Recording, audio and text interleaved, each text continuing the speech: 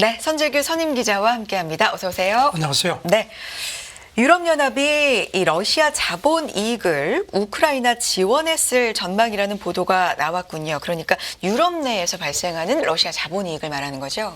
최근에 와서 그 서방 쪽에서 러시아 그 동결 자산, 그 우크라이나 재건에 쓰는 문제를 자꾸 상당히 자주 얘기를 합니다. 이런 네. 가운데 그리스의 그 우크라이나 특사가 그 AFP 통신에 밝혔는데요. 그 우크라이나 그 지원금 마련을 위해서 러시아 투자, 그 유럽 내 투자에 관해서 나오는 이익을 몰수하는 합의에 접근했다 이렇게 밝혔습니다. 네. 그러면서 이게 지금 그 러시아 그 자산 동결한 거 거기서 나오는 수익을 몰수하는 거하고는 좀 개념이 다르다는 그런 분석도 나왔는데요. 네. 이 사람 얘기는 유럽이 그 영내에 있는 러시아 자본 이익을 몰수해서 그걸 통보할 거다. 그럼 몇 달 안에 실행되리라고 본다 이렇게 내다봤습니다. 구체적으로 이 이익이 어느 정도나 될까요, 규모가? 지금 이거는 유럽 내에 있는 러시아 자본 이익이 한 500억에서 한 600억 유로, 우리 돈으로 한 많게는 86조 원 정도. 근데 AFP는 지금 우크라이나 재건에 필요한 돈이 한 5천억 유로 정도니까 한 거의 한 10분의 1 정도 되는 걸로 그렇게 지적을 했습니다. 네. 이 그리스 특사는 유럽연합이 이런 조치를 취하면 러시아가 물론 대응할 거다. 하지만 자기는 국제재판소에서 그 이길 수 있을 걸로 그렇게 본다고 했습니다. 네. 기억하시겠지만 미국, 영국, 독일, 프랑스 정상들이 지난 24일 화상 정상회담하고 나서 그 우크라이나 지지를 재확인하면서 긴급한 자금 필요를 돕겠다고 밝혔는데 그거하고도 좀 이렇게 맥이 닿는 것 같습니다. 네. 거기서 나온 성명 구체적으로 좀 본다면 뭐 우크라이나에 끼친 손해 얘기도 좀 나온 것 같고 러시아의 피해 배상 의무 얘기도 나온 것 같네요. 당시 그 정상회담 끝나고 성명 나온 거는 그 러시아가 전적으로 우크라이나에 끼친 손해가 한 4,860억 달러 정도, 한 우리 돈으로 한 650조 원 정도를 넘어선다. 네. 그리고 국제법상 러시아가 이걸 배상할 의무가 분명하다고 강조를 했습니다. 그러면서 지금 러시아 그 자산을 동결하고 있는데 그것도 계속 유지하겠다고 했습니다. 네. 그동안 미국과 영국이 계속해서 이 논의를 좀 주도해 왔잖아요. 주도해 왔죠. 네. 그런데 여기 대해서 지금 프랑스하고 독일은 국제법상의 어떤 문제, 그다음에 유로와 투자에 대한 어떤 그 안정성 문제 때문에 이제 조금 회의적인 입장을 보여왔는데 오늘 새벽에 그 옐런 미국 재무장관이 지금 브라질 상파울로에서 G20 재무회담이 이제 열리거든요. 오늘 내일 열리는데 그 앞서서 기자들 만나서 G7이 신속하게 러시아 수익을 몰수해서 우크라이나를 도와야 한다.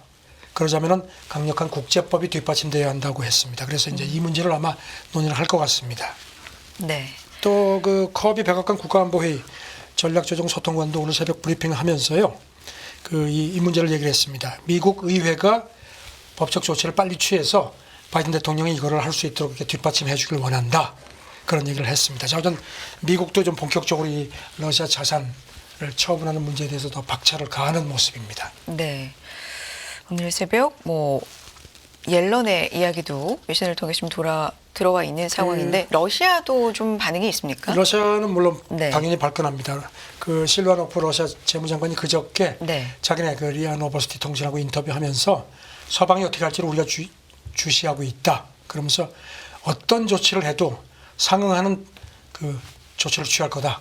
그러면서 이제 러시아도 그동안에 그 러시아 영내에 서방 자산이 많이 있고 이거를 동결해 왔다. 그러니까 가만 안 있겠다고 계속 했는데 자전 이 러시아 자산 문제 이게 앞으로 이제 그 우크라이나 재건과 관련해서 새로운 그 화두가 될 걸로 보입니다. 우크라이나 지원에 대한 이야기가 지금 여러 분야로 뭐 논의가 계속되고 있는 것 같은데요.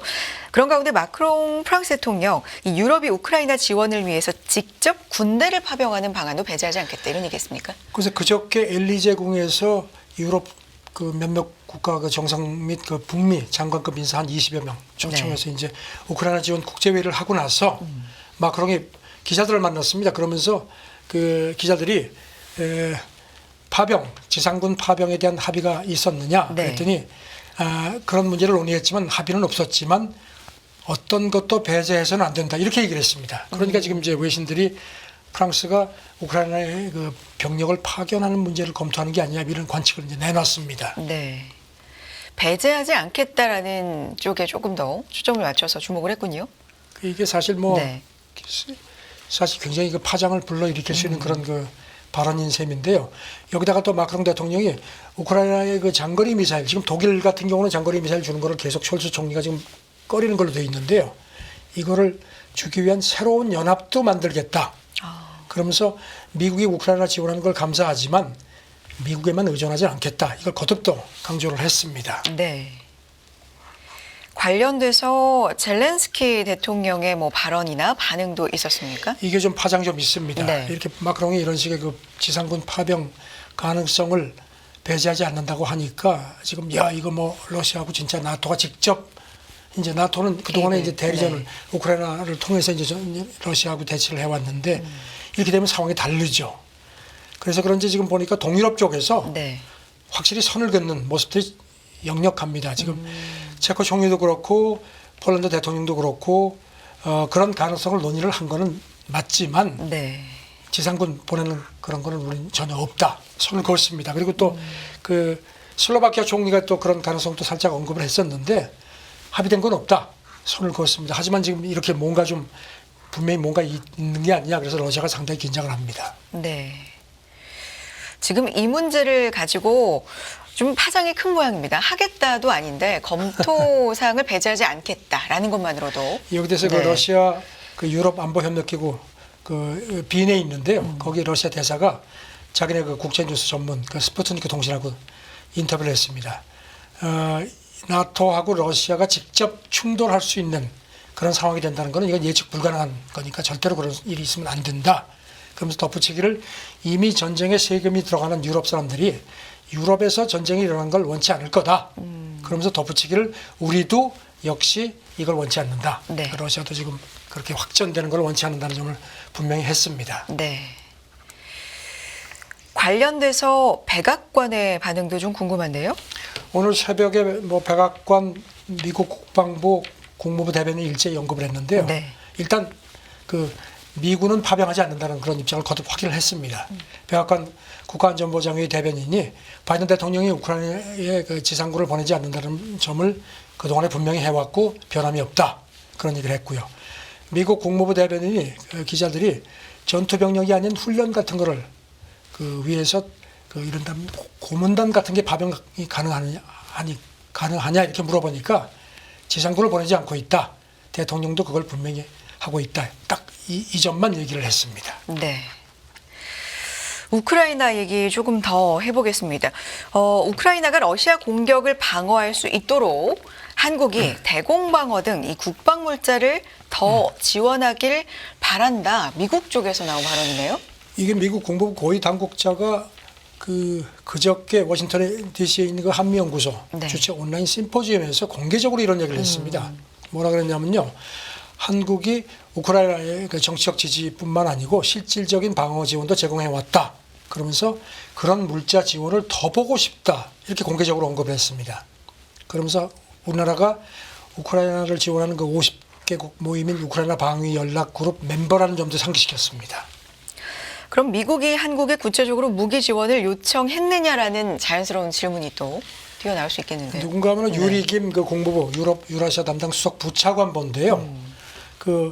거기 참석자들이 미국이 그러면 한국에 구체적으로 무기 지원을 요청했느냐 이렇게 네. 물어보니까 직접 대답은 안 하고 모든 연합국의 대공방어의 중요성을 강조하고 그런 요청을 매우 폭넓게 했다. 그러면서 50개국 모두 방공무기가 정말 필요함을 이해한다. 이렇게 살짝 돌려서 대답을 했습니다. 네. 또 추가적으로 언급한 게 그러면서 있습니까? 지금 우크라이나가 가장 지금 시급하게 필요로 네. 하는 게 155mm 포탄이다. 이렇게 또 상기시켰습니다. 네. 우리 입장, 정부 입장. 정부는 뭐 즉각 네. 여기 대해서 그 제동을 걸었습니다. 그 외교부 대변인이 어제 정례 브리핑에서 질문이 나오니까 우크라이나에 살상 무기를 지원하지 않는다는 우리 정부 입장은 불변이다. 그러면서 우크라이나 전황에 따라서 우방국들하고 긴밀하게 협의하고 다양한 지원을 계속 검토하겠다. 이렇게만 대답을 했습니다. 네. 여기에 대해서 뭐 북한 얘기도 좀 나오는 것 같은데요. 그 어떻게 유리금 되죠? 부차관보가요. 네. 또 북한 문제도 언급을 했습니다. 북한이 우크라이나에 참전했느냐 이렇게 질문을 하니까 실제 싸우는지는 알지 못한다. 하지만 북한 무기하고 미사일이 전장으로 보내져서 실제로 사용되는 것을 모두가 목격했다. 이렇게 얘기를 했습니다. 그리고 네. 또 북한 군사 고문이 그 우크라이나에 가 있느냐 이렇게 질문을 보니까 그런 그 정보를 갖고 있지 않다고 했고요. 그다음에 이제 그 북한 노동자들이 지금 뭐 러시아 군수 공장에서 일하고 있다는 보도가 있는데 여기 대해서 어떻게 생각하느냐 하니까 그것도 잘 거기에 대해서 즉답을 안 했습니다. 네. 그리고 이제 조금 또 주목이 되는 게 중국이 북한하고 러시아 최근에 그 군사 관계 확대를 어떻게 생각할 걸로 보느냐 했더니 중국이 썩 좋아하는 것 같지는 않다. 슬그머니 좀 뭔가 좀 속내를 드러냈습니다. 네. 자, 우크라이나에 대한 여러 이야기 앞선 뉴스들 통해서 좀 정리를 해봤습니다. 이제 반도체 얘기 좀 넘어가 볼까요? 러몬드 미국 상무장관이 반도체 생산 보조금 요청이 넘친다. 그러면서 앞으로 제2의 반도체법이 필요할 수도 있다. 이런 얘기를 했네요. 그저께 워싱턴 DC에 있는 그 싱크탱크 전략국제문제연구소 대담에서 이 반도체법 지원 문제에 대해서 좀 구체적으로 얘기를 했습니다. 네. 지금까지 600건이 넘는 투자 의향서가 미국 국내외 기업으로부터 제출됐다. 그래서 이걸 좀 심사를 하고 있는데 이제 워낙 많기 때문에 네. 지원할 수 있는 돈은 한정돼 있고 해서 상당히 좀 빡빡하게 심사를 하겠다 이런 식의 얘기를 했습니다.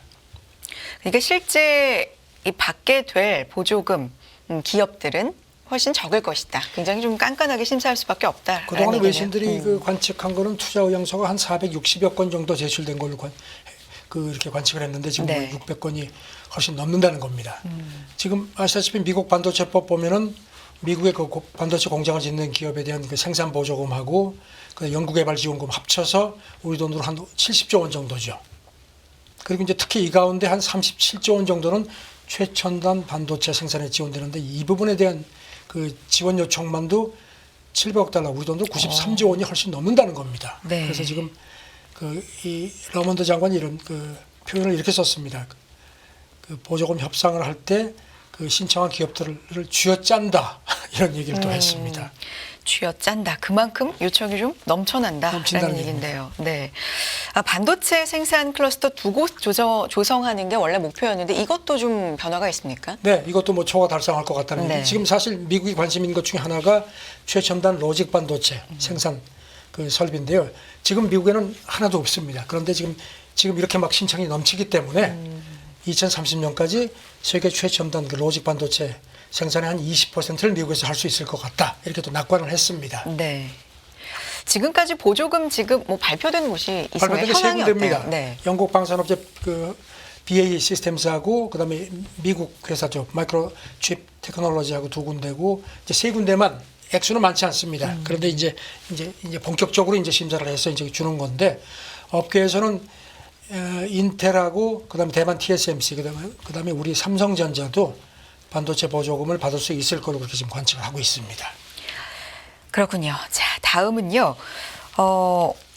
2, 3년 안에 AI가 이제 제약바이오까지 신약까지도 개발할 수 있을 것이다라는 분석이 나오고 있는 게 누구 얘기죠? 이 알파고의 아버지라고 불리죠. 데미스 허사비스라고 구글 딥마인드 CEO인데 이 사람이 그저께 그 스페인 바르셀로나에서 모바일 월드 콩그레스 네. 이제 그게 시작이 됐는데 거기 기조연설을 했습니다.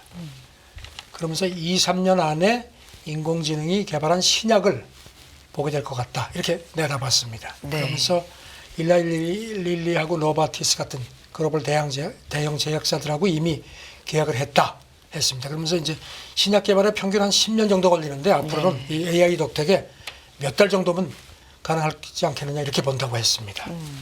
그러게요. 1상, 2상, 3상 뭐 기본 10년 정도 잡고 있는데 2, 3년 안에 AI를 통해서 이렇게 단축할 수 있다. 또 어떤 얘기였습니까? 그리고 뭐 AI 기기가 뭐 이동통신업계에도 어마어마한 기회를 부여할 거다. 그러면서 이제 안드로이드의 그 서클2 서치 같은 AI 신기능이 사람들의 일상을 바꿔놓을 거라고 했습니다. 네. 그리고 최근에 이제 아인슈타인을 그 흑인으로 이렇게 AI 그 구글 AI 그 제미나이 네. 그 이미지를 창출해가지고 이게 또 뭐 문제 아니냐는 지적이 많았는데 일부 문제가 있어서 지금 서비스가 중단됐는데 몇 주 안에 다시 서비스를 할 거다 이렇게 얘기를 했습니다. 네. 챗 GPT, 오픈 AI의 챗 GPT에 대한 언급도 있었네요. 지금 구글의 경쟁사죠. 네. 이 챗 GPT 열풍에 대해서는 그 초기에 약간의 결함이라든가 무슨 뭐 이 사람 표현은 이제 환각 현상이 있는데도 대중들이 이렇게 열광적으로 사용해 줄 걸로 주는 걸 보고서 자기는 사실 좀 놀랐다 이렇게 또 심경을 털어놨습니다. 네, 지금 진행되고 있는 MWC 모바일 월드 콩그레스에서 나왔던 발언 바탕으로 AI에 대한 이야기 해봤고요. 다음은 미국 대선 얘기로 좀 넘어가 보겠습니다. 트럼프 전 대통령 경선이 뭐 사실상 마무리됐다. 대선 후보로 일찌감치 자리를 굳혔다라는 평가들 좀 많이 나오고 있는데 지금 상황이 어떻습니까? 지금 이제 오늘 새벽에 보니까 이제 미시간주에서 이제 경선이 있는데 뭐 네. 이미 뭐 다 끝난 거 아니냐 뭐 그런 분위기인데요. 네. 보니까 지금 공화당 전국위원회 의장 이 사람 임기는 2025년까지인데 트럼프가 계속 나가라 그랬거든요. 그래서 그런지 밋 롬니 조카인데요. 여성 정치인인데 다음 달 그만두겠다 이렇게 발표를 했습니다. 네. 지금 이 후임으로는 그 노스캐롤라이나 공화당 위원장을 지지한다고 트럼프가 공개적으로 밝혔는데 거기다가 또 공동위원장으로 자기 며느리를 또 집어넣으려고 하는 모양입니다. 라라 트럼프라고요. 그 뉴욕타임스는 이 공화당 그 전국의 의장 사퇴가 이미 예견됐었다. 이렇게 되니까 이제 트럼프가 공화당을 더 한층 확실하게 장악한 걸로 보인다. 이렇게 또 진단을 했습니다. 네. 이 와중에 트럼프와 좀 불편했다고 알려져 있는 공화당 상원의 1인자가 이 지지를 검토 중이다. 어떤 얘기인가요? 미치 맥코널 원내대표죠. 네.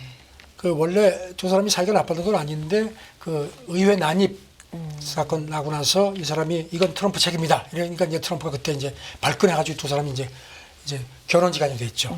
근데 미국 정치 매체 더힐 보도를 보니까 지난 몇 주 사이에 양쪽에서 이렇게 접촉을 해가지고 그러지 말자. 선거 때까지 서로 좀 원팀을 하자 해가지고 일단 합의를 한 모양입니다. 네. 그래서 지금 앞으로 한 9개월 정도 그야말로 이제 뭐 5월 동주라고 해야 되나요? 일단 원팀으로 가기로 한 모양입니다. 승리를 위해서는 좀 원팀을 가보자라는 논의가 있었던 것 같고요. 이 공화당 전국위에서 모금한 정치 자금에 대한 얘기도 있네요. 트럼프 진영이 지금 고민이 네. 그 돈입니다. 왜냐하면 그 선거 캠페인도 있지만 그 트럼프가 지금 좀 사법 리스크가 많죠. 그래가지고 뭐 여러 가지 재판 때문에 이제 이거를 이제 항변하는 그런 게 이제 쪽으로 돈을 많이 쓰니까 이제 정치 자금이 좀 달리는 모양입니다. 그래서 네. 그런지 이 빨리 공화당 전국위가 또 모금한 게 있는데 그거를 이제 지금 빨리 좀 쓰기를 원하는데 문제는 지금 니키 헤일리가 아직까지 경선에서 계속 이렇게 뛰고 있기 때문에 공화당 전국위에서 트럼프만 지원을 할 수 없는 입장인 모양입니다. 그래서 빨리 헤일리를 털어내고 그래서 이제 본선 체제로 가서 그 돈을 좀 갖다 쓰고 싶은 모양입니다. 네.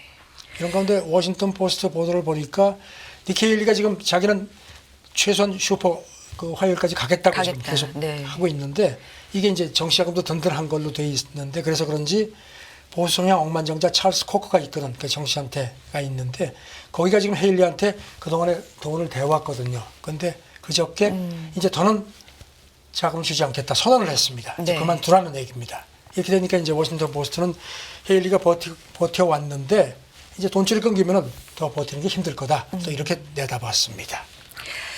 그렇군요. 미국 대선 소식까지도 지금 상황이 어떻게 흘러가고 있는지 짚어봤습니다. 다음은 대만 얘기로 좀 넘어가 보겠습니다.